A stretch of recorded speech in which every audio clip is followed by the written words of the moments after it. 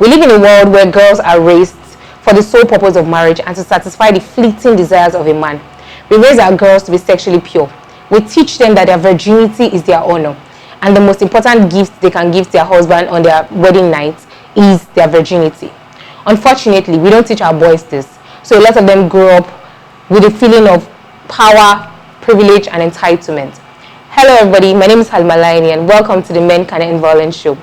The topic for today is Virginity in Men, and our guest is Ayokunle Kajoro, the 27-year-old virgin who is unapologetic about staying sexually pure. How are you doing, Ayokunle? Very well. Thank you so much for joining us today. So, Ayo, I understand that you are a part of a ministry that advocates against premarital sex. Can you tell us what that is about? Okay, all right. Thank you, Alima. My name is Ayokunle, as you rightly said, and the ministry I belong to is MINE, M-I-N-E, MINE Teenage Ministry. It's an acronym for Molding, Inspiring, Nurturing, and Empowering Teenagers.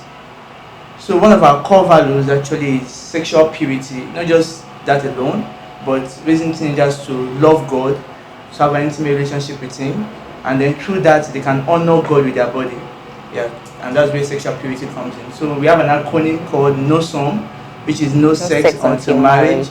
And we also have days, like we celebrate the World Virginity Day, to encourage virgins to stay pure, and then to also reach out to people that might have made mistakes in times past, to try not to continue in their wrongdoing, but to embrace the turnaround by staying pure till sexually marriage. pure. Yeah. All right, Ayo. So I understand that you're a virgin at 27. Can you tell us what was growing up like for you, and what were the values that your parents inculcated in you that made you, stay sexually pure up until now? Growing up was fun.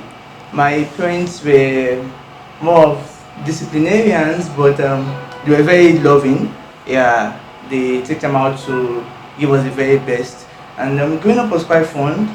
They instilled in us values such as integrity, love, the agape kind of love, not relegating anybody, showing love equally to both male and female, and both the rich, the poor, the high and the lowly. So growing up was fun, and it was splendid. So I really can't.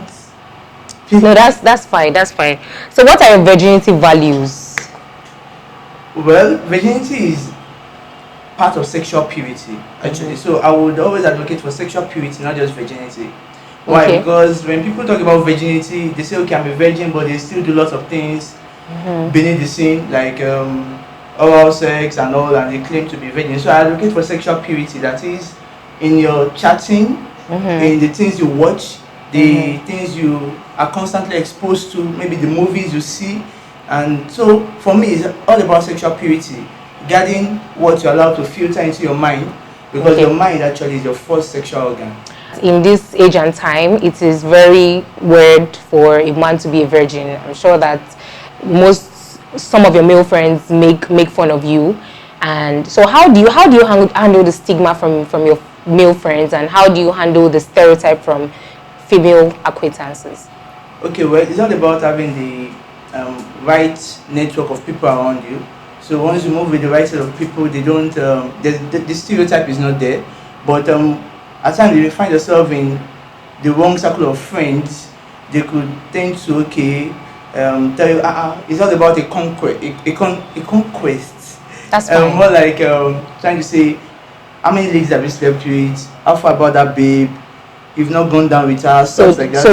So in situations like that, how do you respond? Do you stand for your sexual purity, or yes, actually, I'm loud about it, and there's no apologies. Exactly, no stay in the background. Okay.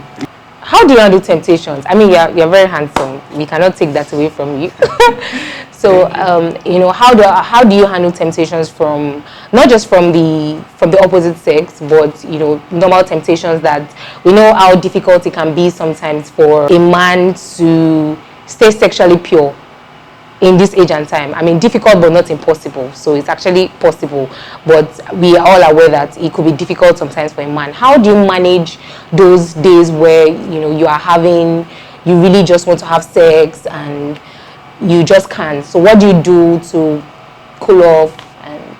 Okay, the first thing is an idle mind is a devil's workshop. So one should be wary of the things that we do even in your low moments, actually. Because there are times when you feel like, oh, I'm having the urge, I want to just call someone, I want to do this, I want to do that, but you trying to allow the word of God, because the Bible said in Philippians 4:8, I'm a Christian, and he said whatever things are true, whatever things are noble, whatever things are pure, whatever things are lovely, like think on these things. So more like the things you're allowed to, you meditate upon, helps you a lot in your low moments. And then when you try to see that, okay, you are giving into these pressures, why not just call a friend, associate with people that would help you in your low moments, maybe take a walk, or maybe go out, just try to, don't be in a solitary Distract place. yourself. Yeah, distract yourself with things that would be of great value to you. All right. So what are the benefits of staying sexually pure? Okay, the first one is you are honoring God with your body, and then when you're sexually pure too, it helps your mind towards being focused on the right path. Then three, it we are not scared of sexually transmitted infections. We have lots of them. Apart from the HIV that is common, we have lots of them like chlamydia that doesn't even have a cure.